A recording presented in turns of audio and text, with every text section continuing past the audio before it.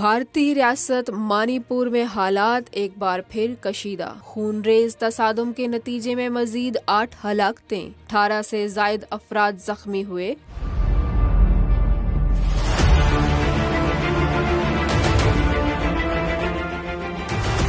منی پور میں جاری خانہ جنگی مودی سرکار کے کنٹرول سے باہر ہو گئی۔ خون ریز تصادم کے واقعات بشنو پور اور چورا چند پور کے اضلاع میں بھی پیش آئے۔ مقامی لوگوں کے مطابق تصادم گزشتہ 2 روز سے جاری تھا۔ عینی شاہدین کا بتانا ہے کہ پولیس اور فوج اس دوران خاموش تماشائی بنی رہی۔ منی پور کے وزیر اعلیٰ بیرن سنگھ نے حالات کو سنگین اور نازک ترین قرار دے دیا، جبکہ ڈی جی آسام رائفلز نے بھی ہاتھ کھڑے کر دیے۔